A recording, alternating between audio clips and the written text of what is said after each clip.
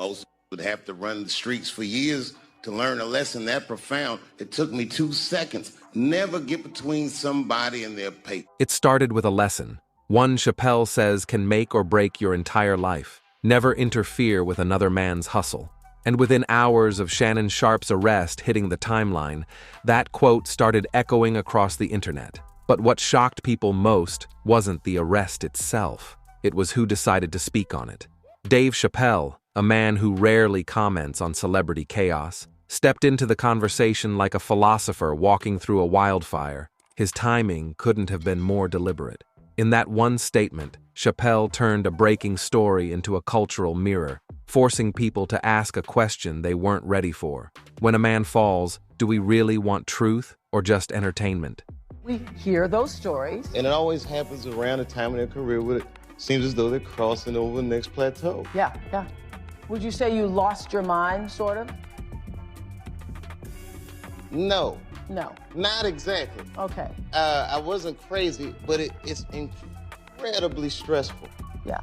And I felt like in a lot of instances, I was deliberately being put through script. When the story first broke, it followed a pattern we've all seen before: outrage, laughter, and instant judgment. But this time, it was interrupted by something different. Perspective Dave Chappelle didn't jump online with a tweet or a headline grab. He walked on stage, looked at a packed room, and turned a scandal into a sermon.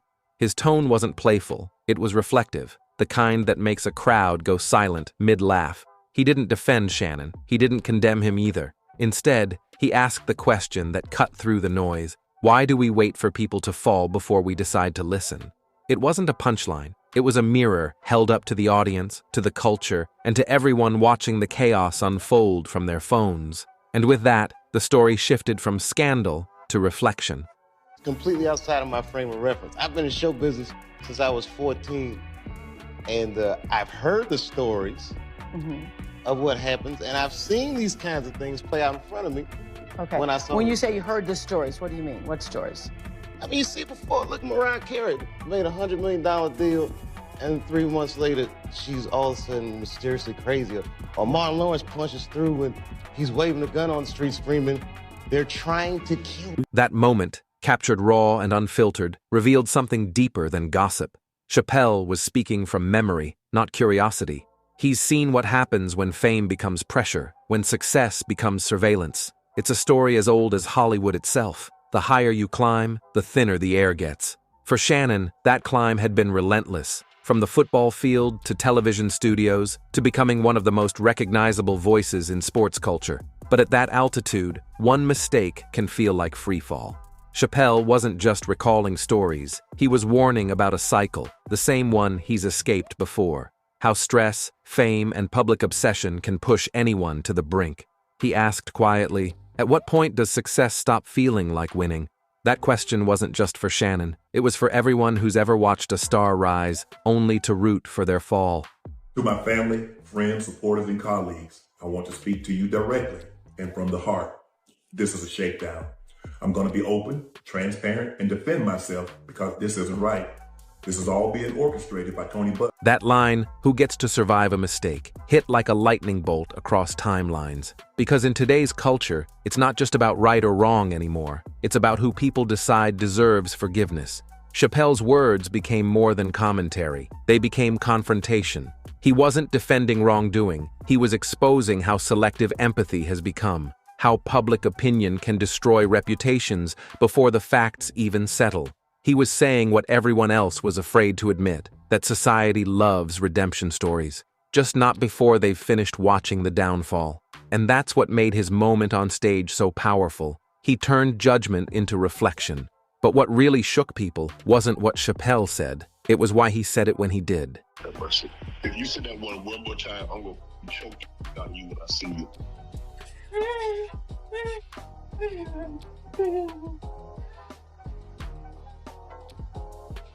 Fame, power, and the internet. 3 forces that can build a man up overnight, then erase him before sunrise. Chappelle's warning wasn't about Shannon alone. It was about the machine behind every trending name, the one that feeds on outrage, spins half-truths into headlines, and moves on before the dust ever settles. According to early reports, the situation started small, words exchanged, tempers flaring, but by the time authorities arrived, the story had already escaped into the wild in minutes. It wasn't about what actually happened. It was about what people wanted to believe. And that's where Chappelle's words cut deepest. Because in a world addicted to scandal, nobody waits for truth anymore. He once said, "It's not the fall that hurts. It's how people cheer while you're falling." That's the world Shannon just stepped into. In the Texas attorney who targeted Sean Diddy Combs with dozens of civil lawsuits on behalf of John and Jane Does allegedly victimized by the music mogul has a new target in his sights. NFL legend Shannon Sharpe. Within minutes, eyewitness clips, blurry phone footage, and secondhand accounts began to dominate the feed. One video showed raised voices, another just flashing lights and shouting. Nobody knew what was real, but that didn't stop the internet from acting like it did. The details barely mattered. The narrative was already written before the facts even landed. Shannon Sharpe wasn't just trending, he was trialed by millions of strangers. And from Ohio, Chappelle watched it all unfold like déjà vu. He'd seen this story before, fame turning into spectacle, truth buried under reaction. His voice echoed across clips later posted online. You can't reason with the mob once it smells blood. In a digital world, the court of opinion never sleeps, and this time, Shannon was the headline sacrifice. In the Texas attorney who targeted Sean Diddy Combs with dozens of civil lawsuits on behalf of John and Jane Does allegedly victimized by the music mogul has a new target in his sights. NFL legend Shannon Sharpe. That clip resurfaced instantly. Fans reposted it side by side with footage of Shannon being led away in handcuffs, as if Chappelle had predicted the whole thing years earlier. It wasn't about coincidence, it was about pattern. The same media cycle that nearly broke Dave in the early 2000s was now devouring another man in real time. Different generation, same machine. He'd walked away from $50 million once, not because of money, but because of peace. And now he was watching someone else pay that same invisible price, sanity. In that moment, Chappelle's old words hit different. He wasn't ranting, he was remembering. He'd been where Shannon was standing, misunderstood, misquoted, and magnified until the truth no longer mattered. And somewhere between the noise and the silence, both men became mirrors of each other. Shannon Sharpe tried to make the whole thing go away with $10 million, but y'all, it didn't work. His legal team just confirmed that he offered his accuser at least $10 million during private mediation talks before she hit him with that $50 million sexual. Those words hit social media like an earthquake. People weren't just quoting Chappelle, they were dissecting the meaning. Was he subtly defending Shannon Sharpe?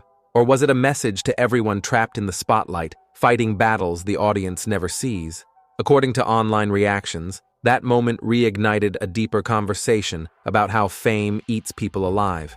Because when the camera stops rolling and the noise dies down, all that's left is the question every celebrity eventually faces. Is the attention worth the peace it costs? And that's where this story becomes more than celebrity drama. It's about the invisible pressure of reputation, the fight to own your own story, and how one quiet quote can echo louder than any headline.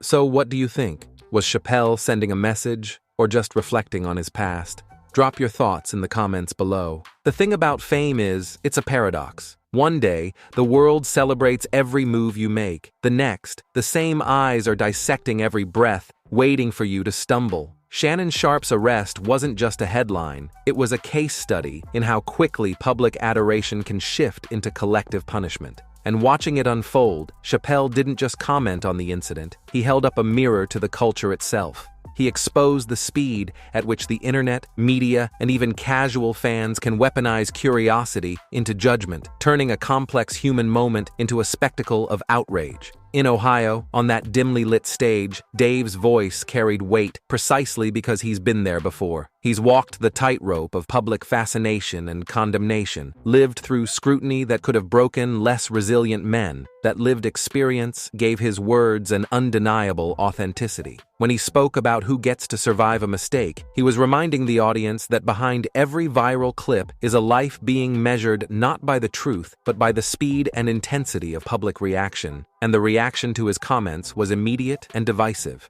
Social media erupted, timelines flooded with opinions, memes, and endless speculation. Some praised him, saying his perspective humanized Shannon at a time when people were ready to turn the situation into a punchline. Others argued he was deflecting, ignoring the severity of the allegations by focusing on cultural critique rather than personal accountability. But that's precisely what made the moment compelling. It wasn't about taking sides. It was about holding up the system, the audience, and the media to a higher scrutiny, asking questions that most wouldn't dare voice aloud. Even beyond Twitter, Instagram, and TikTok, the commentary spilled into sports media, late-night shows, and think pieces. Analysts debated the implications of Chappelle's words, dissecting every sentence as though it were a chess move. "We don't care about truth anymore," he said, and suddenly everyone was re-examining their own complicity. It wasn't just Shannon's story anymore. It was a reflection of collective behavior, a cultural diagnostic test, showing how quickly admiration turns into mockery.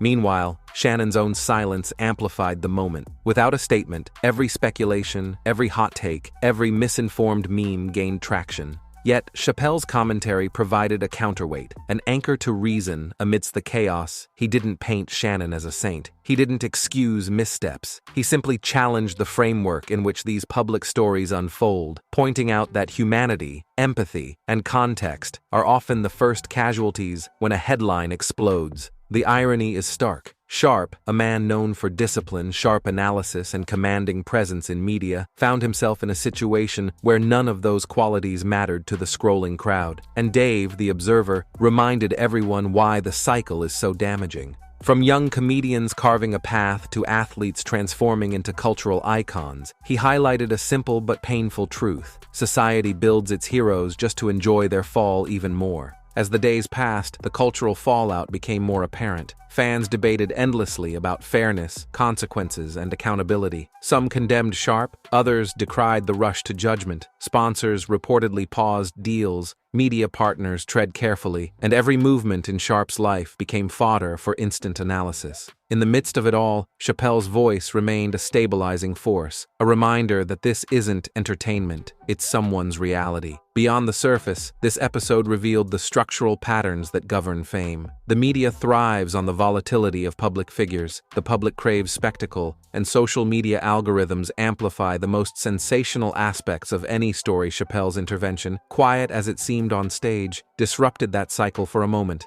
He forced observers to consider questions they typically ignore. Why do we celebrate triumph but punish imperfection with such fervor?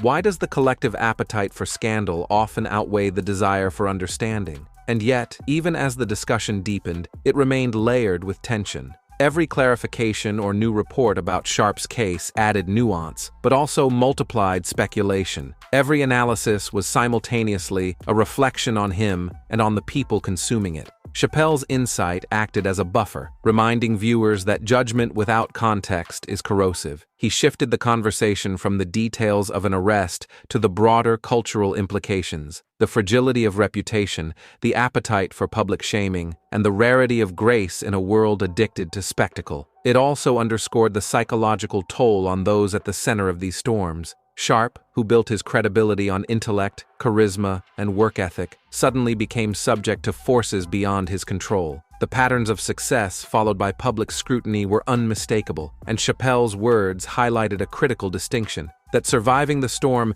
isn't about avoiding mistakes, but about navigating the world's hunger for judgment while retaining your humanity. As commentary continued, some media outlets framed the discussion around cancel culture, while others focused on Chappelle's courage in speaking publicly about a sensitive subject. Fans dissected metaphors, some reading systemic bias between the lines, others pointing out societal double standards in how black men in particular are scrutinized and punished. Every angle only added layers to the conversation. The arrest had become a prism, refracting debates about fame, race, power, and media responsibility in ways far beyond the initial incident. By now, Chappelle's remarks had achieved something rare. They slowed the frenzy just enough for reflection. They reminded viewers that public figures are human beings first, and that cultural criticism must be measured, not just instantaneous. The commentary wasn't a call to ignore mistakes. It was a demand for context, compassion, and perspective. And in doing so, it reframed the story. What could have been a simple viral scandal became a lesson on societal behavior, media influence, and the speed at which public perception can turn on a person. Yet the story's tension didn't fade. Sharpe's silence, the ongoing legal processes, and the constant online debate ensured that public interest remained high. Every passing day brought a mix of empathy and outrage, praise and condemnation. And all the while, Chappelle's words echoed in the background of every discussion, a reminder that no matter how loud the noise, understanding and humanity remain critical. The cultural commentary deepened further as analysts compared this incident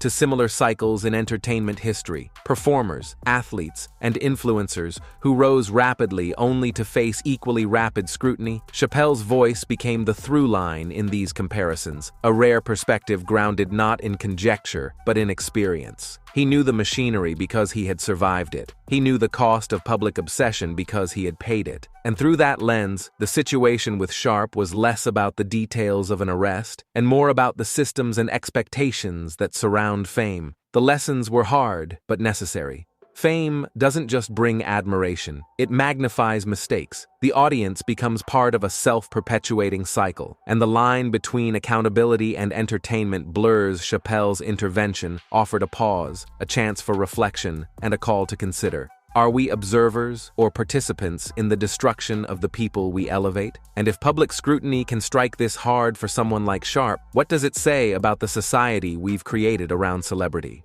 Even as new reports trickled in, highlighting legal negotiations or speculation about Sharpe's next steps, the conversation remained centered on culture rather than specifics. Chappelle had done more than comment. He had reframed the narrative entirely, asking the audience to examine not just the story, but their role in it. Social media threads dissected every line, podcasts debated the underlying message, and long-form articles explored the systemic dynamics at play. This wasn't just a momentary viral incident, it was a touchstone for modern fame, a case study in public behavior, and a lesson in the fragility of reputation. Ultimately, the incident revealed the contrast between media sensationalism and lived experience. For Sharpe, it was a personal storm. For Chappelle, it was a teachable moment. And for the audience, it was a chance to reflect on the human cost of spectacle. The arrest, the viral response, the commentary, and the cultural debate all intersected, showing that fame is as much a social experiment as it is a personal achievement. And in that intersection, the irony is undeniable. The same fans who once celebrated every highlight of Sharpe's career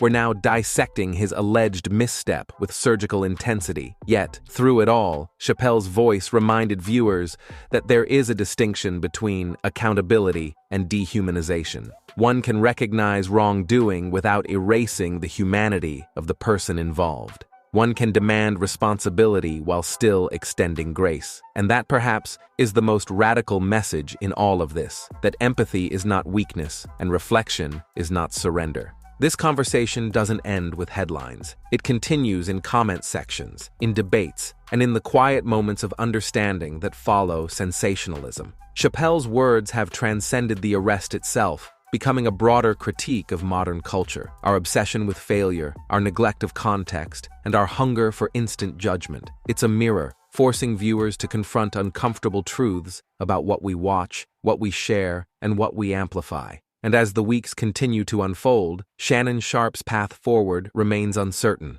The legal issues, public perception, and the shadow of viral commentary all converge, creating a narrative that is larger than any one person. Yet, the presence of a voice like Chappelle's, informed, measured, and unapologetically truthful, ensures that the conversation retains its depth, its moral weight, and its capacity to teach. Because in a world that thrives on chaos, the rare perspective that asks questions instead of providing instant judgment is invaluable. The lesson lingers. Society can elevate, scrutinize, and destroy with equal intensity. But humanity, understanding, and measured reflection are what allow someone to endure the storm. Fame is fleeting, the internet is relentless, and mistakes are amplified beyond comprehension. And in the eye of that storm, the words of a seasoned observer like Dave Chappelle serve as both shield and compass, guiding not just Sharpe, but every viewer toward a recognition of responsibility, empathy, and perspective. And don't go anywhere. Click the next video you see on your screen for even more juicy celebrity chaos, betrayals, and stories Hollywood doesn't want you to know. See you in the next one.